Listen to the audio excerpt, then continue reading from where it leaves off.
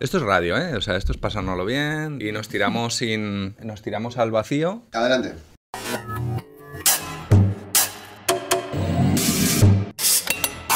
Transmedia. Esteban Galán.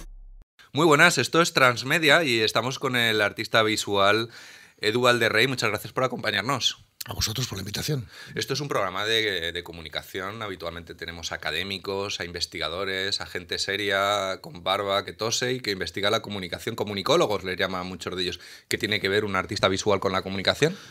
Bueno, un artista visual tiene un compromiso para comunicar. Estamos bajo un paraguas, que el mismo nombre lo dice, ¿no? Artista visual. Tenemos que generar imágenes o generar algo, sonidos, elementos que ayuden a comunicar estas ideas que tenemos. Le propongo un juego. Usted, digamos, trabaja con espacios, crea y recrea arte en espacios, interviene espacios. Descríbanos dónde nos encontramos ahora mismo, el espacio ahora mismo que nos rodea, si nos lo puede describir, si nos lo puede dibujar con palabras, y propónganos una suerte de pequeña intervención que podríamos realizar aquí. Con sinceridad, ¿dónde estamos ahora mismo? Estamos en un estudio de grabación de sonido para la radio. La forma es un zulo, una especie de zulo.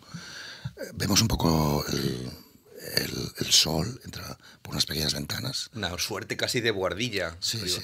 Ahora después en la descripción en la web comtransmedia.com tendremos la fotografía del espacio, es decir, en nuestros estos pabellones auditivos pueden entrar en comtransmedia.com y comprobar la descripción que está realizando Edu Valderrey. Continúe, estamos hablando de que tenemos una buhardilla, entra la luz del sol, precisamente ahora se acaba de nublar un poquito, no entra tanta. Bueno, pues se forma parte de la intervención que quería hacer, ¿ves? No, pero es interesante el espacio tal y como está pensado como para algo muy funcional, ¿no? Tiene un cometido y ese cometido lo desarrolla, está diseñado para esto. ¿Y cómo lo podríamos intervenir, si es que debiéramos intervenirlo? Porque sí que es verdad que tiene un punto, es decir, estamos en Castellón, estamos en la Universitat Jaume I, pero este espacio podría estar en Göteborg o podría estar en... Es decir, no está personalizado, o sí, ¿cómo lo ve usted? ¿O lo intervendría de alguna manera para personalizarlo, para hacerlo...? A bote pronto lo primero que se me ocurre es una intervención sonora. Este espacio está lleno de recuerdos, de voces que han pasado por aquí y se puede intervenir con una especie de interferencia sonora haciendo un popurrí o una mezcla de todos estos recuerdos, voces que han estado grabados. ¿Qué te parece? Me sugiere muchísimo porque además voces que han pasado por aquí, algunas ya no están con nosotros y han sido importantes y las llevamos todos, las recordamos todos los días, y otras están pero están fuera y están triunfando, con lo cual también sería muy, la verdad es que muy inspirador para nuestros estudiantes ese tipo de intervención, pero es una intervención audiovisual. Es decir, usted se ha presentado como un artista visual, pero cuando entran en su web, malpaís.org, Sí. ven cómo algunas de sus obras van acompañadas con una pista de audio. Sí. El audio forma parte de nuestra cultura y estamos asociados. Evidentemente, habitar este espacio requiere venir aquí o hacerlo llegar. Pues puede ser sencillamente oscurecerlo, generar otro espacio aparte de la tiniebla en el que solo existan las voces. Allá estamos creando otra arquitectura, estamos creando otro espacio y un recorrido para habitar a través de esas voces, a través de esos recuerdos. Y yo creo que es interesante hablar, ya tú has dicho, audiovisual. Tenemos esos dos componentes que nos ayudan a entender el espacio, ¿no? Cuando entramos en una habitación, no nos guiamos por lo que vemos.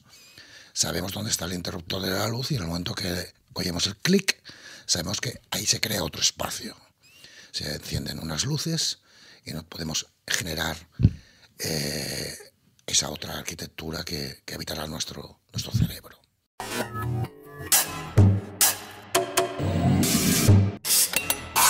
Transmedia. Esteban Galán. Estamos en la Universitat Jaume I, estamos tomando un café con micro con el artista visual, aunque también como nos explicaba, pues es un artista audiovisual, Edu Valderrey. Pero bueno, usted no trabaja aquí su visita, digamos, aquí está acotada en el tiempo, es una estancia de 2 semanas para realizar una intervención y usted viene de la Escuela de Arte Massana en Barcelona. ¿Cómo es su escuela? Mi escuela es una escuela mítica en Barcelona porque es ya tiene casi 90 años. Compartimos conocimientos con Bellas Artes, con Llotja. ¿Llegó a convivir casi coetánea con Gaudí? No llegó, por poco. Gaudí murió en la Escuela Massana. Gaudí fallece en la Escuela Massana. En el año 1926... La atropella el tranvía, ¿no? Atropella el tranvía. Ah. La Escuela Massana habitaba hasta hace 2 años el antiguo hospital de la Santa Creu. Era un hospital dedicado a los pobres. En el año 32 la Massana ocupa ese espacio hasta el año 2017, por lo que Gaudí murió en la Escuela Massana. Gaudí lo confundieron con un pobre, lo llevaron primero al Hospital de los Pobres y falleció al cabo de un par de días, en una de las salas en la que precisamente se daba clases de artesanía. ¿Qué alumnado reciben? ¿Qué tipo de alumnado? ¿Qué número? Tenemos 3 planes de estudio, aproximadamente unos 1.500 estudiantes. ¿1.500 estudiantes? Sí, tenemos el bachillerato artístico, tenemos el grado en artes y diseño, tenemos los ciclos formativos y luego tenemos una cosa inventada de la casa que se llama Massana Permanente, que son estudios, cursos específicos donde se apunta diversa gente y son muy heterogéneos, desde arte sonoro hasta confección de sombreros, intervenciones en la calle, performance, hay muchísimos cursos de este tipo. Y cuénteme, porque ahora estamos en Castellón y usted ha venido a hacer una estancia artística para trabajar en un espacio muy particular, muy peculiar y que seguramente muchos de nuestros selectos pabellones conocerán o habrán oído hablar de él, que se llama Marinador. Marinador, ciudad de vacaciones. ¿Y cómo es una ciudad de vacaciones? Porque esta ciudad de vacaciones se construye, es casi, digamos, un epítome, ¿no?, de lo que es la burbuja urbanística, ¿no?, primeros comenzando el segundo milenio. ¿Y usted la conocía previamente? ¿La había visitado? ¿La había paseado? Bueno, no la conocía, pero bueno, ahí está la Edgar Tiburo bombardeando todas las mañanas, ¿no? Un saludo a Anne. Sí, por supuesto. Que llenó las arcas convenientemente. Yo no la conocía, pero bueno, yo soy de un pequeño pueblo de la provincia de León. ¿Cómo se llama? Sabero, donde en los picos de Europa, donde el sueño de la gente mayor es ir marinador. Lo oyen todos los días por la televisión, se debe pensar que aquello debe ser como un lugar maravilloso donde la gente va a recibir... Hombre, Anne Gartiburu sonríe bien, que está, sonríe bien cuando lo cuenta. Sí. ¿Y ahora lo ha paseado? ¿Qué se ha encontrado? Pues realmente lo que esperaba, un resort, un gueto cerrado a... Hombre, hay rotondas, las rotondas... Sí, las rotondas son generosas. Hacen una función didáctica, te permiten... No, las rotondas están muy bien diseñadas, eso tengo que decirlo, y las periferias mucho mejor, porque yo me estoy dedicando al estudio de la periferia.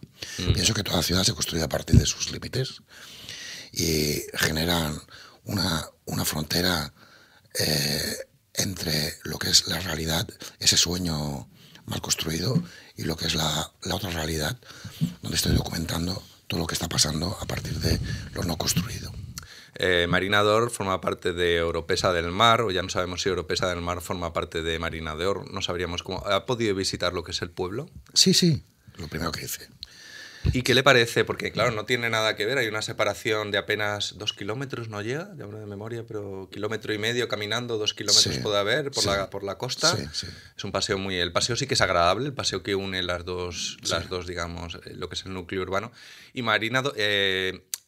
Oropesa sería un poco el urbanismo de los años 60-70, sobre todo lo que es el skyline de la costa. No son construcciones, digamos, demasiado agradecidas, son pues en la época del desarrollismo, etcétera. Y a mí me recuerda mucho a una novela, no sé si usted la conocerá, hay una novela, no es muy conocida, de un escritor que se llama Luis Martín Santos, es conocido por Tiempo de Silencio, la novela, digamos, más. Pues se llama Condenada Belleza del Mundo. Condenada Belleza del Mundo es un relato sobre una película que dirigía Antonio Ezeiza y tiene la particularidad de que el ayudante de realización era Víctor Erice. El ayudante de dirección era Víctor Erice, el cameraman era Luis Cuadrado, en fin, bueno, era un equipo. Y Luis Martín Santos, bueno, pues hablo de memoria, pero creo que en un momento un desengaño amoroso, pues coge y se va con sus amigos del cine, se va al Muñécar al rodaje de esa película y escribe una suerte de diario de rodaje que, bajo mi punto de vista, es lo mejor que se ha escrito sobre cine jamás en español y a nivel de lo mejor que se ha escrito a nivel mundial. Y cuenta el Almuñécar justo antes de que lleguen las hordas de turistas, pero ya sabe que van a llegar. Es decir, estamos hablando del año 57, 58, del siglo pasado, y ya se ve que va a llegar y que es un mundo que va a extinguirse. Pues Oropesa, yo lo veo como ese mundo, quiero decir, como ese pueblo que se extinguió. Todavía quedan esas huellas, ¿no? ¿Ha encontrado esas huellas todavía del pueblo pescador? ¿Queda todavía algo?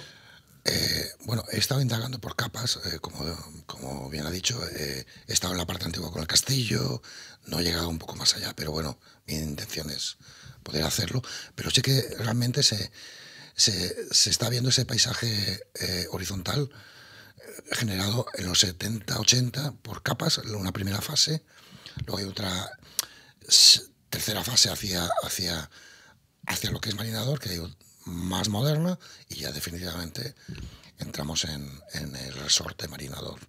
Y luego, más allá de Marinador, hay otro mundo.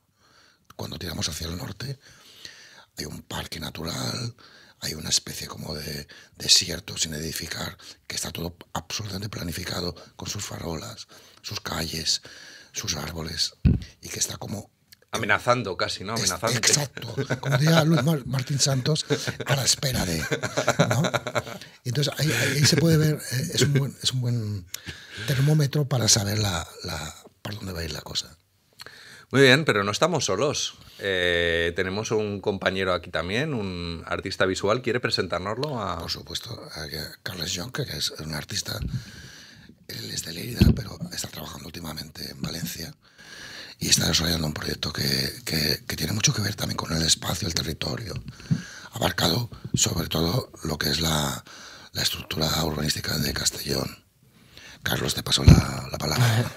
Hola, buenas.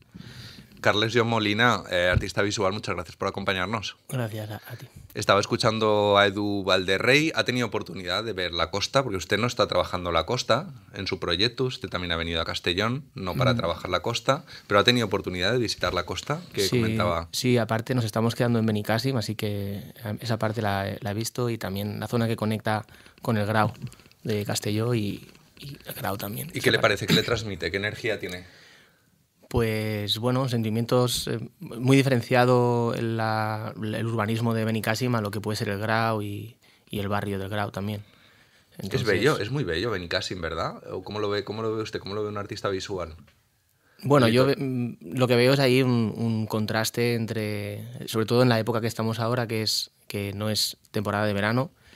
Entonces veo ahí un urbanismo preparado para una gran masa de gente que no está. Entonces hay un contraste entre una arquitectura que se impone al paisaje y el vacío, o sea, el silencio, ¿no? O sea, yo puedo oír el mar desde donde duermo y dudo que en verano pudiera oírlo, estando bien cerca de él. Entonces, sí, un contraste interesante. Sin embargo, usted ha estado durmiendo, porque ya me han contado que pasa un poco tiempo en el apartamento, porque están, bueno, pues realizando el trabajo para el que han recibido es una beca, la beca de 2 semanas. Usted está trabajando la ciudad de Castellón. ¿Para qué? Estoy documentando unos sucesos que para mí son interesantes, que son los conflictos o la superposición de haceres que a través del tiempo generan diferentes estructuras en la ciudad. Básicamente me interesa la expresión de ese conflicto, que muchas veces queda al margen de la idea que se quiere dar de la ciudad, del espacio público como algo pues en el que se transita y se consume y ya está, ¿no? Y hay pues cosas, detalles sí, hay detalles en los que se puede ver ese conflicto, apreciar de cierta manera. Hay un conflicto entre la ciudad como tránsito, ¿no? La ciudad como un espacio de paso, ¿no? Como un inconveniente, un obstáculo que me impide estar de un sitio a otro y que tengo que superar, o la ciudad como un espacio de convivencia, ¿no? Es un poco lo que usted investiga, ¿sería eso? Es decir, ver esa tensión o ese conflicto entre zonas y niveles de la ciudad donde se convive y zonas y niveles de la ciudad donde solamente están pensados para transitar por ellos y no para convivir. No exactamente. Intento... Es algo un poco abstracto porque parto de la idea y después esa idea la busco en imágenes. Entonces no es una búsqueda precisa sobre cómo el urbanismo o las personas interactúan con el urbanismo, sino también, o sea, también es algo más abstracto en el sentido, por ejemplo, político, de cómo diferentes mensajes políticos aparecen en la ciudad y se superponen pues, por ideas contrapuestas y todo esto viene porque yo he viví 2 años en Dubái. Uh-huh. Y esa ciudad, es un sistema político que es autoritario, es muy autoritario. Uh-huh. Entonces me di cuenta ahí de que, en contraposición a las ciudades a las que estaba acostumbrado, Dubái es una ciudad muy limpia. Es una ciudad, paredes limpias, con un aseptismo al que no estaba acostumbrado. Y pensando un poco en por qué podía ser, es porque... huele casi a lejía, ¿no? Por las calles. Sí, pero es aparente, porque siempre hay un conflicto por debajo, que en ciertos lugares... Cuando uno pone lejía es porque hay algo que limpiar normalmente, ¿no? En las realidad... películas de criminales siempre, se lava todo con... Ha habido un crimen previo, algo que esconder, ¿no? En realidad sí. Sí. Bueno, la cuestión es esa, que me di cuenta de que era un espacio en el que no había disidencias, no se expresaba la disidencia, no se expresaba el desacuerdo incluso con el urbanismo, pero también a otros niveles, como el político. Y nada, y esa idea pues como que me la traje cuando volví y sigo como un poco trabajando en ella. Y también es una manera también de celebrar esa disidencia y esa manera en la que la ciudad mediterránea se genera, que es a base de capas y de conflictos, y ahora que se conquista por unos, ahora por otros, y al final pues bueno, surge una cultura compleja y anciana como la nuestra que es para celebrarla también. Es decir, que el autoritarismo también generaría sus espacios. Puede ser identificable en la arquitectura, en el urbanismo. Bueno, yo creo que sí. Sistemas autoritarios. Sí, sí. Incluso... O sistemas que, aunque puedan ser democráticos, puedan tener también derivas autoritarias. Sí, de hecho, nuestro sistema, o sea, tal como se entiende la ciudad, a veces desde la esfera política es precisamente un espacio sin conflictos. Hablan de espacio público como algo en el que no... Sí, en el que no suceden lo que realmente sucede. Y también, o sea, a un nivel, por ejemplo, urbanístico, es algo que se puede visualizar en el trazado de las calles mismo o de plazas que no tienen en cuenta con los recorridos naturales de las personas, ¿sabes? Estamos disfrutando de un maravilloso café con micro con los artistas visuales Carles Jon Molina y Edu Valderrey. Voy a lanzarle una pregunta a Carles Jon Molina, pero quiero que también Edu, en la medida que pueda, pues rebátala o complemente la contestación de su compañero. Ambos trabajan en sus obras, han trabajado los objetos inanimados.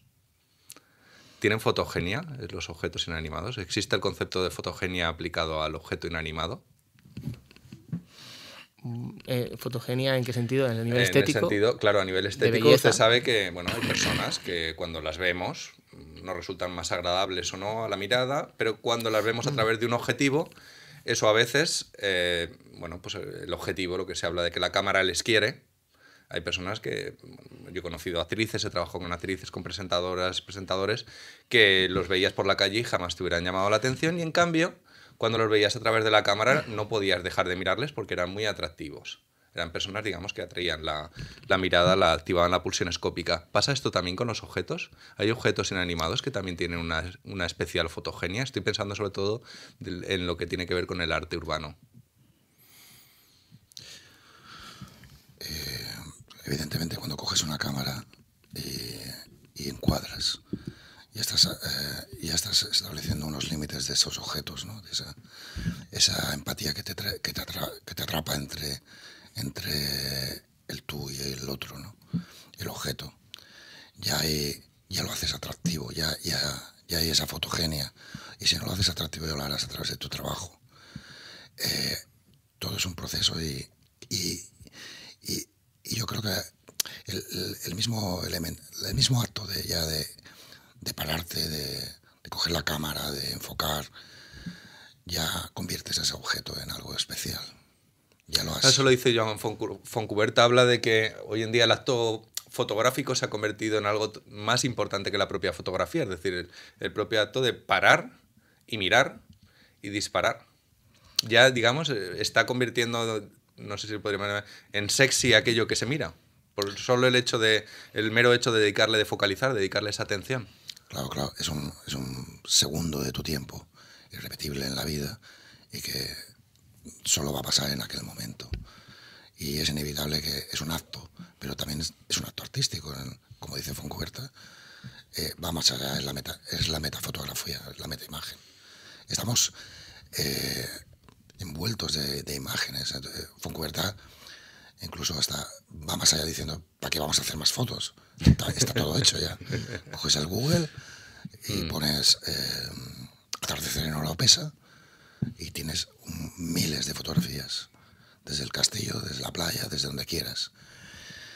¿Para qué vamos a generar más basura? Si ya la tenemos. Entonces, bueno, a lo mejor lo que nos queda es el acto, lo que nos queda es la provocación de pararse, de generar un espacio entre tú y el objeto y aunque no generes imagen, pues generar ese conflicto, ese interés. ¿Carles? Pues la verdad... Usted el otro día cuando se presentó, se definía casi como una suerte de cazador. Es decir, va, digamos, casi como utiliza la ciudad como si fuera una selva, ¿no? Va quitando la maleza y cuando descubre el objeto, cuando descubre la presa, intenta, digamos, atraparla. ¿Qué le hace, digamos, el acto de selección? ¿Qué influye que se pare en una cosa y no en otra? Yo volviendo a lo de la fotogenia, creo que en cierta medida no entiendo la pregunta aplicada a los objetos, ¿no? Porque se entiende que un objeto... O sea, fotogenia... Sí, le explico fotogenia implica que los seres... que formamos parte del conjunto de seres humanos y que unos... Joan Fontcuberta habla de que digamos, la fotografía sería una suerte de lucha entre quien retrata y lo retratado, y que en la medida en que gana quien retrata, la fotografía es buena, y en la medida en que gana lo retratado, la fotografía no es tan buena o no es tan interesante. Entonces, muchas veces uno elige el objeto en tanto que entiende que existe una fotogenia, pero luego quiere contar algo, es decir, lo quiere transformar. Y en ese proceso de transformación es donde normalmente a veces surge el arte. Quiero decir, a la hora de usted de elegir el objeto, de pensar que eso va a tener una fotogenia, ¿hay alguna clave? ¿El paso del tiempo en el objeto ayuda? ¿La luz? El hecho de que haya una mirada, el hecho de que haya un deterioro, no sé, si han detectado pueden detectar en ese tránsito urbano, es decir, es una disciplina que es relativamente joven, es decir, el realizar arte a través de elementos urbanos, pues no tendrá más de 40 años, entiendo, es decir, incluso las propias ciudades con la configuración como las conocemos ahora, pues es algo que nace después de la Revolución Industrial, con lo cual, digamos, es algo que el ser humano no lleva haciendo tanto tiempo. Entonces, por eso es el pararse de decir, bueno, la fotogenia desde el punto de vista artístico, pues algo que ya tiene, digamos, más de 2.000, 3.000 años, llevamos representando al ser humano, digamos, en el centro del universo, etcétera, pero el pararse delante de los objetos y convertirle en el centro del hecho artístico no es algo tan antiguo. Entonces, por eso, el pararse, digamos, si quieren, un poco a nivel filosófico y ver si ese concepto de fotogenia, que para el ser humano sí que lo tenemos bastante bien testeado, si puede ser aplicable a los objetos. Que a mí, por ejemplo, yo no soy fotógrafo, pero sí que he trabajado el audiovisual y a mí siempre me ha interesado mucho los objetos, como incluso para la representación del sujeto por encima del propio sujeto. Creo que los objetos que nos rodean nos representan mejor a nosotros mismos que en nuestra propia imagen. ¿Cómo lo ve usted? Bueno, yo veo que, vamos, un poco como anécdota, no anécdota, pero como precedente, la manera en que aparecían en ciertas pinturas objetos que al final no era un mensaje que tenía el pintor, en cierta manera. O sea, había un símbolo, más que un objeto era un símbolo. Por ejemplo, los memento mori, ¿no? Esas calaveras o esos bodegones que están pintados de una manera aparentemente aleatoria, o unos objetos aparentemente aleatorios, pero que puede suceder que realmente haya un mensaje detrás. Entonces, los objetos pueden acaecer símbolos de manera, quizá de una manera directa, ciertas veces, por su uso o su antiguo uso, pero también de una forma indirecta, con lo cual, y esa manera indirecta es en contraponerse con otros objetos. O sea, lo interesante, quizá un objeto aislado, un trozo de ladrillo, no significa nada por sí, aparte de que es un ladrillo y que ha tenido un uso y que está roto, pero cuando se contrapone con otro objeto, que puede ser el mismo espacio en el que está colocado, o no sé, un objeto que de cierta manera alguien ha puesto o aleatoriamente se ha puesto.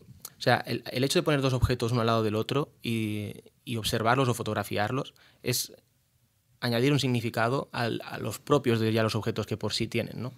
Entonces yo creo que con los objetos tienen diferentes capas de intensidad simbólica, creo. Y al fotografiar un bodegón, por ejemplo, lo que estará haciendo es añadir más capas y más profundidad, digamos, de lectura a esos aparentemente banales objetos. Un objeto puede tener un simbolismo, cuando contraponemos dos, como usted comenta, podemos estar creando un nuevo significado, y cuando juntamos muchos más, no a veces en una fotografía, porque a veces no caben, pero sí en una exposición, podemos estar cartografiando la piel de una ciudad o de un territorio. ¿Los territorios, las ciudades tienen piel? Completamente de acuerdo, claro. Un territorio es una superficie y hay una historia y hay unas cicatrices y han pasado cosas, y evidentemente generas mapas para conocer esos espacios, una cartografía que te lleva mucho más allá de lo que es lo que ves. Hay un sustrato ahí, han pasado pues riadas, batallas, especulaciones, cantidad de cosas que te permiten dibujar de nuevo una nueva imagen de esa ciudad. Yo utilizo mucho el símbolo de la piel en mi trabajo y al hablar del territorio, porque creo que es lo que más nos acerca a nosotros, la epidermis como protección y a la vez como algo que nos defiende. Usted ha trabajado el arte en grandes ciudades como Barcelona, Nueva York, Roma, ahora está en Marinador, ha intervenido en múltiples localizaciones. Una película que a usted le haya inspirado, que le haya servido, digamos, de inspiración en alguno de sus trabajos. Regálenos una película. Alicia en las ciudades. Un libro. Hollebeck. Es el último, no adelante, pero no tengo cartografías. No me recuerdo el título, pero... Lo ponemos en la descripción Hollebeck. Del podcast. Y artista Carles John Molina, también queremos conocer una película que a usted le haya inspirado en su trabajo. O sea, películas que me han inspirado en, por ejemplo, cine tipo Kurosawa, maneras de mirar como más detenidas. ¿Y la literatura también es importante? Ahora estoy leyendo un libro muy interesante de Aldous Huxley, que es el último libro que escribió, y es... porque a nivel literario me interesa mucho la idea de utopía y de distopía y pues la carencia de utopías que últimamente vivimos, sobre todo en la producción audiovisual de cine. El cine se tiende más a describir contextos distópicos que utópicos, en un sentido como más clásico de utopía, de la utopía con la que acabó un poco la posmodernidad, ¿no? Y la teleología esta de un futuro mejor y tal. Entonces, es interesante. Huxley, que es uno de los escritores que escribió una de las distopías más famosas, ¿no?, de la literatura del siglo XX, que es Un mundo feliz, su último libro es una utopía, es un intento de literatura utópica que se llama Isla. Y entonces él describe una pequeña isla en algún punto de Asia en el que pues han tenido la suerte de tener unos dirigentes que han mezclado varias ideas culturales de Oriente y Occidente y resulta un sitio en el que la gente es feliz. Es como una especie de ensayo, pero literario, una novela. Artistas visuales, Edu Valderrey y Carles John Molina, ha sido un placer, es un placer recibirles, un placer que estén aquí en la Universitat Jaume I y he disfrutado mucho este café con micro, muchas gracias. Muchas gracias a ti. Igualmente, muchas gracias a ti. Más contenidos en comtransmedia.com. Transmedia.